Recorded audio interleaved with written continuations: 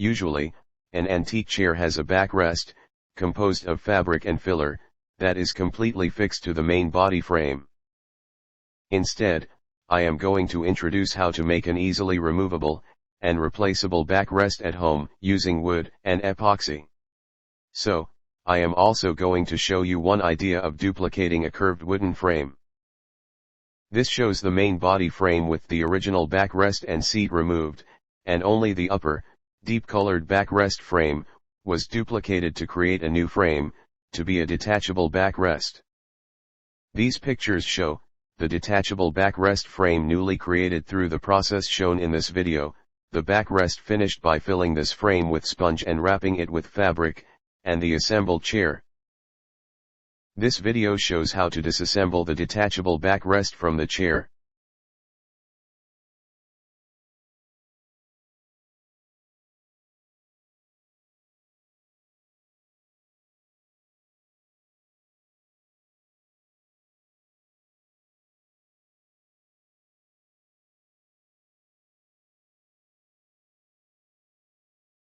From now on, I will introduce the production process. Due to lack of real photos, I added sketch illustrations to help understanding.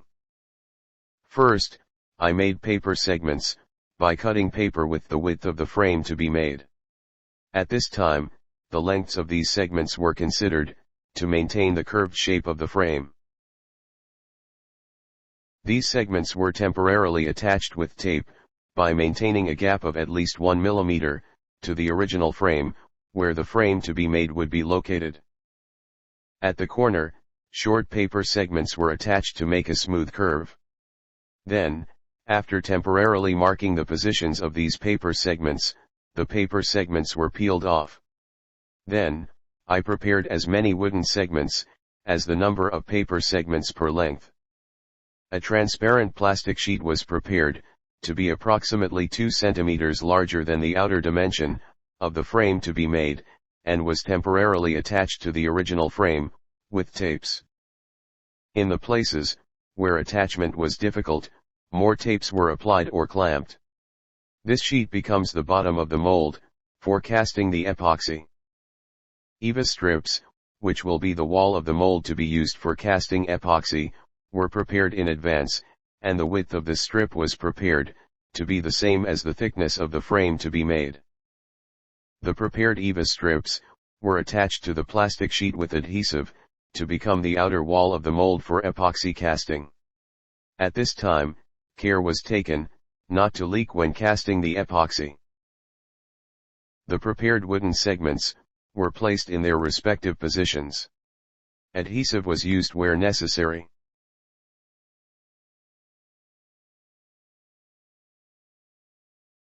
EVA strips were also attached to the inner side, which would be the inner wall of the mold.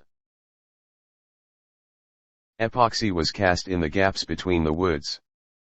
When casting epoxy, the wood segments are not perfectly leveled, so the high-level area cannot be filled with liquid epoxy to the height of the wood segments. This was filled with epoxy putty after the epoxy had cured. The basic cloning of the frame is now complete.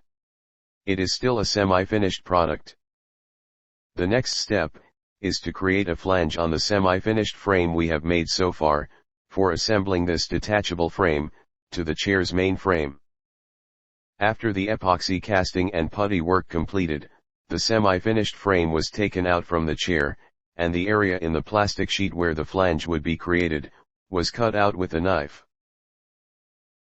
After masking, with vinyl sheet, the main frame part of the chair, where the flange to be created on the detachable frame meets the semi-finished frame, cut out to area with a knife, was positioned on the chair and fixed with clamps. I checked the location by putting the wooden segments, that were prepared according to the size, where the flange would be located. Then, I drilled holes in these wooden segments, where the mounting bolts would be inserted. After fixing the already made semi-finished frame to the chair, the wooden segments that would be the flanges, were glued with epoxy putty, and the gaps between the wooden segments, were also filled with epoxy putty. If only the plane is visible, it will be monotonous, and to reinforce it, I made the appearance slightly convex. These are the aspects after flanges were created. The EVA wall, used when casting epoxy, has been removed. The production of the new frame has been completed so far. Additional work is required to complete the detachable backrest. In order to fix the fabric that will wrap the outside of this backrest, we need to make a separate auxiliary part. As shown, the auxiliary part is designed to be used when wrapping the outside of the frame with fabric, to fix the fabric by inserting it inside the part where the flange protrudes. These auxiliary parts were also made by using the frames made so far. To make a mold with the EVA strips, first masking tape and plastic sheet were attached to the two surfaces where the flange meets the main frame body, so that even if the epoxy had leaked out, it did not touch the flange or the body. Then, on the part corresponding to the bottom of the mold, an EVA strip was attached. The side walls of the EVA mold were attached at the positions where the thickness of this auxiliary part would be the same as the thickness of the frame. Epoxy was cast. After hardened, I repeated the above operation on the opposite side of the frame, to create the rest of the parts. After separating the cast auxiliary part from the frame, and removing the EVA mold, etc., I drilled holes for bolt insertion, and assembled it on the frame to check. For assembling, insert nuts were used for the body. In addition, to better withstand compression force, when wrapping the frame with fabric, epoxy was cast on the insides of the left and right sides of the frame, to reinforce it. In this case, plastic sheet was used as the mold, and since the parts to be reinforced on the left and right sides are not on the same horizontal plane, cast was done in one side and hardened, and then in the other side. The sides of the frame were reinforced. Since the bolts for assembling the backrest are exposed to the outside, attention was paid to the appearance. It was difficult to purchase decorative bolts, so I made them for myself. I prepared commonly used 5/32 bolts, applied epoxy to the end side with the screw, the opposite side of the head, and combined these with the ball-shaped nuts, to harden it. Then, the existed heads were cut out to make decorative headed bolts for assembling the backrest. Finally, the surface was polished and painted. Making frames and parts are completely finished. From now on, wrapping and assembling will be done.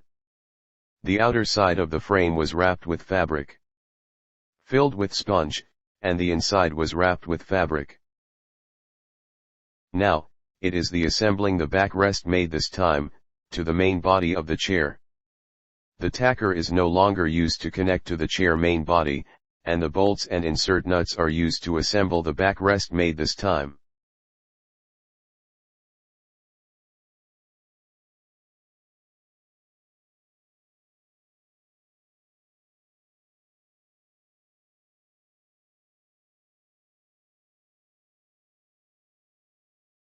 This is what it looks like when fully assembled.